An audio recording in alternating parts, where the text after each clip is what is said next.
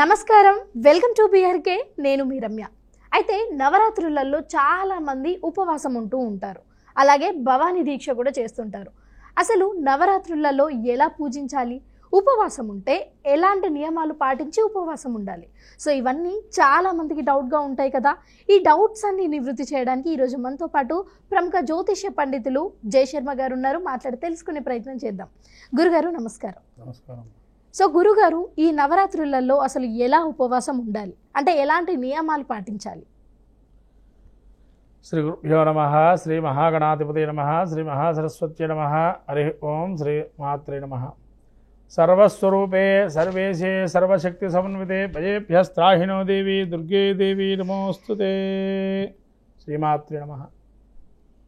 నవరాత్రులలో ఏ విధంగా ఉపవాస దీక్ష, అట్లానే మీరు అన్నట్టుగా భవానీమాల దీక్షధారణలో ఉన్న ఆంతర్యము అడిగారు.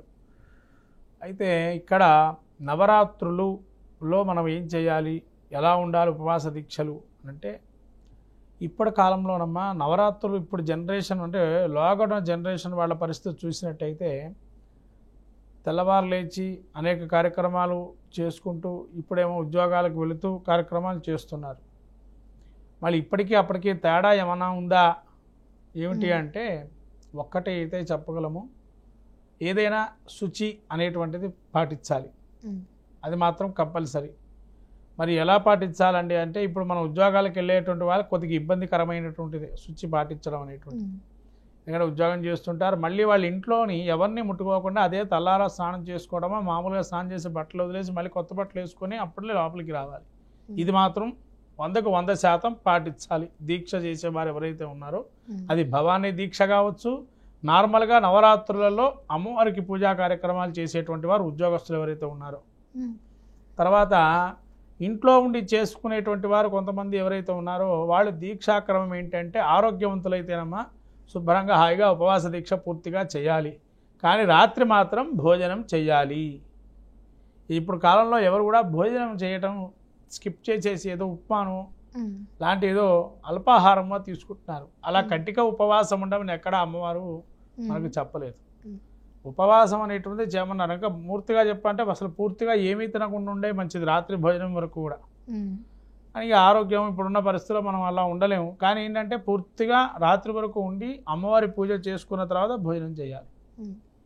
అట్లాగే ఉపవాస దీక్ష అంటే మనకు ఈ స్త్రీలైతేనేమో శుభ్రంగా గాజులు ధరించి పసుపు కాళ్ళకు రాసుకొని బొట్లు పెట్టుకొని కుంకుమాది కాటుక లాంటివన్నీ కూడా పెట్టుకొని మంచిగా శుభ్రంగా జడ వేసుకోవాలి. ఏదో వదిలేసేసి జడ దయ్యంలాగా నిజంగా దయ్యాలు పూరుతారు అట్లా ఉంటే కనుక వచ్చే పాజిటివ్ ఎనర్జీపై నెగిటివ్ ఎనర్జీ వచ్చే అవకాశం కూడా ఉంటుంది. ఎందుకంటే అలా ఎందుకు వస్తుందంటే, మన అమ్మవారి దగ్గర ఉంటాం కదా అని అనొచ్చు మీరు. అమ్మవారి దగ్గరున్నా దానిలో కూడా కొన్ని గణాలు ఉన్నాయి, భూతగణాలు. అందులో కూడా అమ్మవారి దగ్గర కూడా భూతగణాలు ఉంటాయి. అంటే భూతగణాలు అంటే శివశక్తి యొక్క స్వరూపం కాబట్టి భూతగణాలు అందులో కూడా ఉంటాయి. అందుకని చతుషష్ఠి యోగిని దేవతలను మనకు ఉంటాయి. ఆ మండపం వేస్తారు, అందులో భూతగణాలు కొన్ని ఉంటాయి. బలిహరణకు సపరేట్గా ఒక గుమ్మడికాయం పెట్టిస్తాం. అయితే ఇక్కడ ఉన్న విషయం ఏంటంటే, నవరాత్రులలో పురుషులైతే కనుక శుభ్రంగా స్నానం చేసుకొని ఎరుపు కండువా వేసుకొని, ఎరుపు రంగు బట్టలు అంటే అమ్మవారికి ఎరుపు, అందుకని ఎరుపు రంగు కండువా కానీ ధరించే వస్త్రాలు కానీ అన్నీ ఎరుపు రంగులో ఉండడం మంచిది. దీక్షాక్రమంలో పెట్టుకోవచ్చు. ఇక స్త్రీలు అయితే కనుక ఎరుపు వస్త్రాలు ధరించి మళ్ళీ అక్కడే మడిగా వస్త్రాలు పక్కన పెట్టుకొని మళ్ళీ వేరే వస్త్రాలు వేసుకొని పైన మాత్రం కండువా మాత్రం 1-2 తెచ్చుకొని ఆ కండువా వేసుకొని ఉండొచ్చు. ఇంకోటి దీక్షాక్రమంలో ఏంటంటే ధ్యాస మొత్తం అమ్మవారి శ్రీమాత్రే నమః అనే ధ్యానం తప్ప వేరే ధ్యానం ఉండకూడదు. నువ్వు పని చేస్తున్నా శ్రీమాత్రే నమః అనుకుంటూనే ఉండాలి. ఎందుకంటే అలా చేయటం వల్ల ఏం కలుగుతుందయ్యా అంటే, ఎప్పుడు కూడా నిరంతరం అమ్మవారి ధ్యానంలోనే ఉంటాం. అదొకటి. రెండోది, ఏదో దీక్ష చేశాము, ఏదో మొక్కుబడిగా వాళ్ళు ఏదో వేసుకోమన్నారు మేము వేసుకున్నామని కాదు. నువ్వు వేసుకున్న దేనికి ఒక కంకణం కట్టుకుని ఒక కార్యక్రమం నెరవేరాలని కంకణం కట్టుకొని వెళ్తున్నావు. ఆ కంకణం కట్టుకున్నప్పుడు దాని కంఠోబద్ధంగా ఉండాలి. అదే దీక్షాక్రమం అంటారు. దీక్షావై దీక్షిత అంటే దీక్ష తీసుకొని ఆ దీక్షలో నిమగ్నమై ఉండి, ఈ కండువా వేసుకున్న ఆంతర్యం ఏంటి, ఈ బట్టలు వేసుకున్న ఆంతర్యం ఏంటంటే నియమనిష్టలతో ఉండమని, బ్రహ్మచర్యం పాటించటము, శుచిగా ఉండటము, విభూతి ధరణం చేయటం.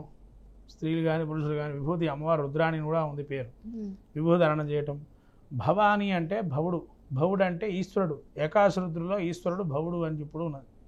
కాబట్టి భవానీ దీక్షలో ఆంతర్యం ఏంటంటే వా నీ. భ అంటే ఏంటి? శక్తి స్వరూపము. వా అంటే సరస్వతి స్వరూపము. నీ అంటే లక్ష్మీ స్వరూపము. అది భవాని యొక్క ఉద్దేశం. అయితే గురుగారు ఈ భవానీ పూజ చేసే విధానంలో కొందరు తెలిసి తెలియకుండా కొన్ని తప్పులు చేస్తూ ఉంటారు. అలాంటప్పుడు ఆ తప్పుని ఇంకా తప్పు చేశాను అని చెప్పుకోవడానికి ఏమైనా సూత్రాలు ఉన్నాయా? అసలు దీక్ష చేసినప్పుడే వాటికంటూ బలంగా ఉండాలి. అట్లాంటిది దీక్ష చేస్తూ మళ్ళీ తప్పు చేశాము అనుకుంటే ఇంకంతకన్నా దీక్ష ఇంకా వీళ్ళు వేరేది లేదు. ఇక దానికి ఏంటి ప్రాయశ్చిత్తం అన్న కూడా చెప్పే స్థితిలో ఏముంది అంటే పశ్చాత్తాపడటమే, లేకపోతేనా ఇక దీక్షాక్రమాన్ని అక్కడకు ఇంకా తీసేయటమే. అదేంటి అర్ధాంతరంగా తీసేయమంటున్నారు? ఆ దీక్ష అనేది అంటే తన దీక్షగా తనకు తానే మోసం చేసుకోవడం ఇంకా వద్దు. అక్కడికి దాని మాల తీసేసేసి అమ్మవారికి అంకితం చేసి ఆ మాల పక్కన పెట్టేసి మళ్ళీ తను ఎప్పుడైతే క్రమంగా మళ్ళీ చేసుకోదలుచుకుంటే ఇంకోటి దీక్ష అనేటువంటిది ఈ స్త్రీలకైతేనేమో నెలసరి ఉంటుంది కాబట్టి అది చేసుకున్న తర్వాత చేసుకోవాలి. ముందర వేసుకొని మళ్ళీ నెలసరి వస్తే పనికిరాదు కాబట్టి అది లేకుండా చూసుకోవాలి. 41 రోజు, 21 రోజు, 11 రోజులు, 9 రోజులు ఇట్లా వేసుకొని చేసుకోవచ్చు ఈ దీక్షాక్రమంలో. ఇది ఇంకోటి ఈ దీక్షలో ప్రధానమైనటువంటి ఏంటంటే కనకదుర్గ అమ్మవారు దుర్గా స్వరూపం కాబట్టి ఇక్కడ మనం ఆరాధింపజేసే నవరాత్రులలో దుర్గా స్వరూపాన్ని ఆరాధించమన్నారు. అంటే కనకదుర్గ గుడికి వెళ్ళి దీక్ష విరమణ చేయాలి. మరి శక్తి ఉన్న వాళ్ళేమో విజయవాడ కనకదుర్గ దాకా వెళ్ళొస్తారు. శక్తి లేని వారు ఏంటండి అంటే ఇక్కడెక్కడైనా దగ్గరలో కనకదుర్గాదేవి అమ్మవారు ఉంటే ఆ గుళ్ళో విరమింపజేసుకోవచ్చు. అంటే శక్తి లేని వారిని ప్రయాణం చేసేటువంటి ఖర్చు కూడా లేని వాళ్ళు కాస్త కష్టంగా ఉండేటువంటి వారు ఎవరైతే ఉంటారో వాళ్ళకి చెబుతున్నా. అంతేగాని ఏదో పక్కనే మాకు అమీర్పేటలో కనకదుర్గ గుడి ఉందని ఇక్కడ వదిలేయచ్చానని అడుగుతున్నా. అలా కాదు. కనకదుర్గ గుడిలో వదిలేటట్టయితే విజయవాడ వెళ్ళి అక్కడ క్షేత్ర మహత్యమే కాబట్టి అక్కడికి వెళ్ళి విరమింపజేయటం అనేది మంచిది. ఇక్కడ శక్తి లేని వాళ్ళు ఎవరైతే వెళ్ళలేని పక్షంలో ఉన్నవాళ్ళు ఆ దీక్ష మీరు ఇందాకన్నారు ఏమంటే తెలుసో తెలియకో తప్పు చేస్తే పరిస్థితి ఏంటంటే అప్పుడు పోయి ఆ గుళ్ళో పెట్టేసాడు దీక్ష వస్త్రాలు పక్కన పెట్టేయటం. మళ్ళీ ఇంటికి వచ్చి మళ్ళీ ఇక మీకు మనస్సు ఎప్పుడో మనస్కరించి ఆ దీక్షాక్రమంలో వెళ్ళాలి, నేను చేసింది ఇంకా అక్కడితో ముగించిపోయి మళ్ళీ నేను అమ్మవారి దీక్ష తీసుకొని ఎప్పుడైతే దృఢంగా నమ్మి ఇంకోసారి కాకుండా చూసుకుంటా అనుకుంటారో అప్పుడు దృఢంగా వేసుకోవాలి మాల. అంతే తప్ప మనం 4 రోజులు చేసేసి మళ్ళీ ఇలా తప్పు జరిగిందని అనుకోవద్దు. ఈ భవానీ దీక్షలు ఏంటంటే ఎక్కడా బయట తినకూడదు, తాకూడదు. ఏంటంటే మన టీ కాఫీలను మంచినీళ్ళు కూడా వాళ్ళు ఎవరు బాటిల్ వాళ్ళు తెచ్చుకోవడం మంచిది. ఎందుకంటే వాళ్ళు ఏ వాటర్ బాటిల్ మనకి ఇస్తారో తెలియదు. ఉద్యోగస్తులు అయితే ఇంట్లో వాళ్ళైతే ఇంట్లోనే తీసుకుంటాం. బయట ఉద్యోగస్తులకి భవానీ దీక్ష చేసేటువంటి వారు ఎవరైతే ఉంటారో వాడు శుభ్రంగా వాళ్ళ వాటర్ బాటిల్ వాళ్ళు తీసుకోవటం మంచిది. బయట వాటర్ తీసుకోవటం సీల్డ్ బాటిలే కదండి అని అంటే సీల్డ్ బాటిల్ ఉండొచ్చు, తప్పు లేదు. కానీ అయినా మనలో ఉండేటువంటి ఇబ్బంది ఏమైనా ఉన్నా కూడా అట్లా ఒకవేళ అట్లా అనుకుంటే కనుక సీల్డ్ బాటిల్ తాగాల్సి వచ్చినప్పుడు ఇక మనం ఏం చేయలేం. కాబట్టి ఎట్లా ఇంటికి వెళ్ళిన తర్వాత మళ్ళీ స్నానం చేస్తాం, ఎక్కడ ఏది ముట్టుకున్నా కూడా స్నానం చేయాలి కాబట్టి ఇంట్లో అక్కడికి పరిసమాప్తం అవుతుంది. దీక్షాక్రమంలో పండ్లు నైవేద్యంగా పెట్టుకుని ఆ పండ్లు తినొచ్చు. ఏదైనా మనకి ఇష్టమైనటువంటి పండ్లు ఏవైనా అమ్మవారికి పెట్టేసి అమ్మవారికి అది చూపించి ఫలంగా తినొచ్చు. తర్వాత ఈ ఉపవాస దీక్ష అనేది అల్పాహారం అనేటువంటిది వాళ్ళ శక్తి లేని వాళ్ళు అనారోగ్యవంతులు ఎవరైతే ఉంటారో వాళ్ళు అల్పాహారం చేసుకోవడానికి వీలు ఉంటుంది. ఆరోగ్యవంతులు అయితే తినకుండా ఉంటే మంచిది. తర్వాత మేము ఉండలేమంటే చెప్పలేని పరిస్థితి అంటే మనం ఏం చేయలేము. గురుగారు మీరు ఇప్పుడు చెప్పిన దాని ప్రకారం అసలు భవానీ మాత ఉపవాసం కానీ దీక్ష కానీ ఎంత నిష్టగా ఉండాలో మాకు అర్థమైంది. కానీ చాలామంది ఉపవాసం చేస్తూ ఉంటారు కదా, వాళ్ళు మధ్యాహ్నమే ఏదో ఒక అల్పాహారం తింటూ ఉంటారు. అంటే సాయంత్రం ఉపవాసం మొదలయ్యకుండా మధ్యాహ్నమే వదిలేస్తూ ఉంటారు. అది ఎంతవరకు అసలు సాధ్యమంటారు? అది నిజమేనా? అలా చేయొచ్చా? ఇంకోటమ్మా, భవానీ దీక్షలో ఉండేటువంటి విషయం ఏంటంటే 2 పూట్ల పూజ చేయాలి. అవకాశం ఉంటే ఇంట్లో ఉండేవారైతే కనుక దీక్ష తీసుకుంటే 3 పూట్ల చేసుకుంటే కూడా మంచిది. ఇంకోటి మీరు అన్నారు మరి మధ్యాహ్నం భోజనం చేస్తున్నారు అని చెప్పి, కానీ అలా మధ్యాహ్నం భోజనం చేయకూడదు. ఇది మాత్రం గుర్తుపెట్టుకోవాలి. భవానీ దీక్షలో ఉన్నప్పుడు మధ్యాహ్నం భోజనం చేయకూడదు. అన్నం ముట్టుకుంటే తర్వాత ఆరాధనా క్రమంలో పనికిరాదు అని చెప్పి మన శాస్త్రం చెప్తుంది. అక్కడ అన్నం ముట్టుకోకుండా చేయమన్నారు. అది దీక్షాక్రమం. మధ్యాహ్నం ఏదన్నా అల్పాహారం అంటే మీరు అన్నట్టుగా ఇది ఉప్మానో ఏదో వాటికి సంబంధించినటువంటి ఆహారం, అల్పంగా ఉండే ఆహారం, రవ్వ సంబంధించి కానీ అలాంటివి ఏమన్నా తీసుకోవచ్చు. అంతేగాని భోజనం మాత్రం కూడదు. ఇది మాత్రం 100కు 100% భోజనం చేయకుండా రాత్రికే భోజనం చేయాలి దీక్షా పర్యంతం. మళ్ళీ రాత్రి కూడా పూజ చేసుకుని అప్పుడు భోజనం చేయాలి. ఇంకోటి ఒక సమయాన్ని పాటించాలమ్మా. నవరాత్రులు చేసేటువంటి ముఖ్య గమనిక ఏంటంటే ఎవరైనా కూడా ఇప్పుడు సాయంత్రం 7 గంటలకు మొదలు పెట్టారమ్మా పూజ అనుకోండి, మళ్ళీ 7 గంటలకే చేయాలి. 5 గంటలకు మొదలుపెట్టారు మళ్ళీ 5 గంటలకే చేయాలి. ఉదయం 5 గంటలకు మొదలుపెట్టారు పూజ మళ్ళీ ఉదయం 5 గంటలకే చేయాలి. అది దీక్షాక్రమం.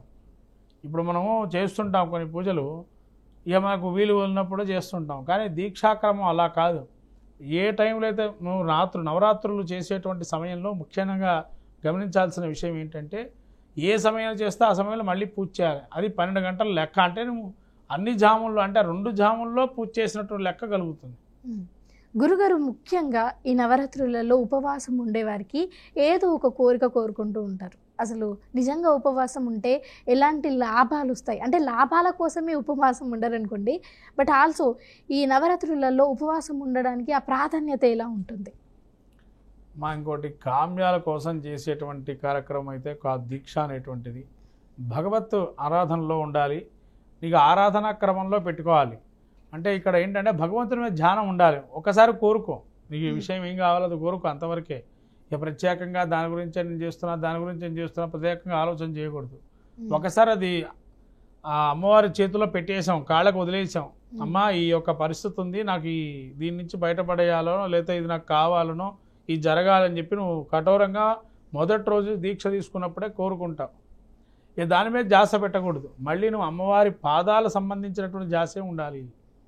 అంటే అమ్మవారి యొక్క ధ్యానంలోనే ఉండాలి. అంతే తప్ప కోరిక మీద ధ్యానం ఉండకూడదు.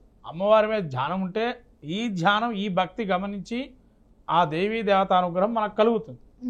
అంతే తప్ప ఒక్కసారి కోరుకోమన్నారు. ప్రతిసారి ఏదో కోరుకుంటే మీరు అన్నట్టుగా కోరిక కోసమే చేసుకున్నట్టే ఉంటుంది. ఇక నవరాత్రి కావచ్చు, దీక్ష కావచ్చు. కానీ ఒక్కసారి కోరుకోవాలి, ఒక్కసారి అనుకోవాలి, అంతే. ఇంకా మళ్ళీ మళ్ళీ ప్రతిరోజు ఆ కోరిక కోరుకోక్కర్లేదు. మీ మనస్సులో ఉంది, అమ్మవారికి చెప్పారు, శరణాగతి అని మీరు అడుగుతున్నారు, అమ్మవారి యొక్క శరణం పొందుతున్నారు. ఒక దీక్ష ఒక పూజ ప్రారంభం చేసుకొని స్తోత్రమాలిక ఏదో చదువుకుంటూ ఇంకా అమ్మవారే చూసుకుంటుంది దాన్ని. అంతే తప్ప తదేకంగా మళ్ళీ మీరు దాని గురించి ప్రత్యేకంగా నేను దాన్ని కోరుకుంటున్నాను నాకు కావాలి అని అడగద్దు. గురుగారు, నవరాత్రులలో ఎలా ఉపవాసం ఉండాలి, అలాగే భవానీ మాత దీక్ష వేసినప్పుడు ఎలాంటి నియమాలు పాటించాలి, ఇవన్నీ కూడా చాలా స్పష్టంగా తెలియజేశారు. ధన్యవాదాలు గురుగారు.